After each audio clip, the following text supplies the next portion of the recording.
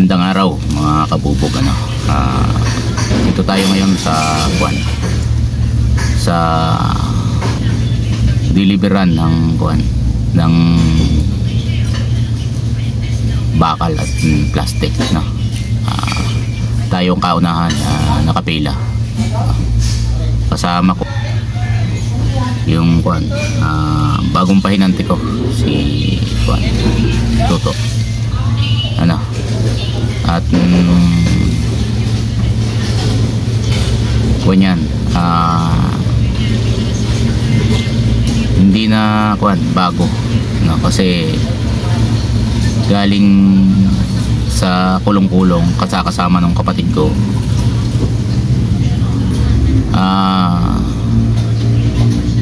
Kuwan, nagbabahay-bahay sila, nagha-house to house, at may extra na rin sa akin sa pagbiyahe paminsan-minsan, kaya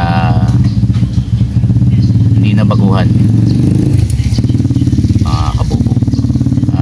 Baga sanay na sa buhatan at pamilyar na rin sa kalakal mag-segregate. Ayun mga kabubog,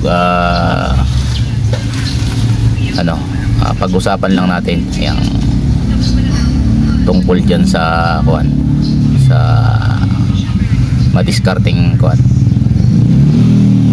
madiskarting kasama, madiskarting empleyado, at madiskarte sa mga bagay-bagay, matulungin, sip-sip, yun, no, pakisama. So pag-usapan natin yung mga bagay-bagay na yan, kasi mga kabubog, yung pagiging sip-sip, dalawang klase yan, sip-sip na nakakasira ng kasamahan, nakakasira ng sarili, nakakasira sa may-ari, at sip-sip na nakakatulong sa sarili, nakakatulong sa kasamahan, nakakatulong sa may-ari ng negosyo. Yun ang kuwan, mga sip-sip, ano. Ako mga kabubog ay naging empleyado rin, at sip-sip din ako sa boss ko, no? Talagang kapag ka nandyan yung boss ko, o kahit wala, ginagawa ko yung trabaho ko, para sabi nga, lagi tayong mapansin, laging maganda ang kuwan sa atin, maganda ang pagtingin sa atin, no? At ayun nga, kaya nga nagawa ko rin na maging isa sa may-ari ng negosyo, kasi nga nung ako ay empleyado ay talagang ang turing ko sa aking ginagawa o sa negosyo ng may-ari ay ako na rin ang may-ari, at pinagmamalasakit ko ito, naging ako rin ang nag-manage ng isang malaking junk shop dito sa Calamba, halos mahigit 2 taon din, at talagang ginawa ko ang aking magagawa. Ngayon ako na ang may-ari ay talagang nakikita ko rin sa mga kasamahan ko, sa mga pinagdideliveran ko, mga hinahakutan ko, mga may kanya-kanyang madiskarte din, mga diskarte ng mga tao na nakakasalamuha ko. Pagka magdi-deliver ako, talagang yung mga nandyan tambay, nandyan sa tabi-tabi, ay talagang sumasalubong sila, tutulungan talaga kagad ako niyan. Halimbawa magbababa ng kalakal, tutulong kagad yung mga yan, gawa ng siyempre diskarte nila yun, sabi nga, yung maabutan ka kahit magkano lang, ay malaking bagay na yun sa kanila, no? Kahit saan, pagka humahakot ako ganun, maraming hindi ko na kailangang sabihan pa na tutulong kagad yan, tutulong magkarga, tutulong magbaba, mga madidiskarte sila, no? Kahit hindi mo sila sabihan, na andyan yung pagpapasok ka ng may bibilhin ka, magbubukas ng pinto sa'yo,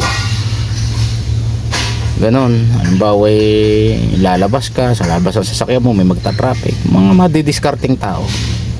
Pero may napapansin ako na mga tao, kahit dyan sa aking kuan, sa aking bodega, na yung kahit na kuan, kahit na marami kang ginagawa, na kahit na yung kahit nagsabi ka na kailangan mo ng tulong, hindi ka pinapansin, 'di ba? Hindi ka man lang matulungan.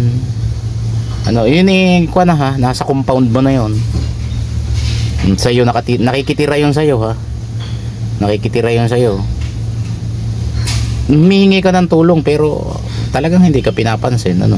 May ganon, yung mga ganong kuan, ganong pangyayari. Na mas maigi pa yung kuan, yung nasa ibang lugar ka na kahit hindi ka nagsasabi, tutulungan ka pag nangangailangan ka ng tulong. Pero merong nasa sarili mo ng lugar na humihingi ka ng tulong, hindi ka man lang matulungan, ano. Pero nasa compound mo 'yon. Ano? Nakikitira sa compound mo. Pero humihingi ka ng tulong, hindi ka man lang tulungan, ano. Nagsasabi ka na, hindi ka man lang tulungan. May mga taong ganoon, ano. May mga taong gano'n na sa akin baga, yung kung nagsisikap ka sa buhay, aba, kailangan mong sumipsip, 'di ba? Sumipsip na sa ikabubuti mo. Ipakita mo na magaling ka, masipag ka, na karapat dapat ka na mapansin, ano? Parang ang nangyayari kasi sa iyo, parang inilulubog mo ang sarili mo pagka gano'n ka. Parang hindi ka nakikiramdam sa paligid mo, wala kang pakialam sa mundo, no? Dapat kasi matalas ang pakiramdam natin, no? Kung nagsisikap tayo sa buhay, magpapansin tayo. Magpapansin na hindi nakakasama sa atin, na makakabuti sa atin, no? Kumbaga sa kuwan eh, yung matuwa yung mga nasa paligid mo. Itong taong ito ay talagang napakasipag nito, kahit hindi mo sabihan eh. Yung alam nyo na siguro yon, yung mga open-minded, alam na ang ibig kong sabihin, ano? Huwag tayong manhid, no? Doon ito sa mga taong ano, baka kailangan lang na maril talk, ano? Baka kailangan lang na maril talk. Tayo naman nagsasabi lang, dahil ang napapansin nga natin pagka nasa ibang lugar tayo, ba, talaga namang ang mga tao yung mga hindi natin fans talagang kahit hindi natin sabihan aba, sabi nga kahit isang kamay na lang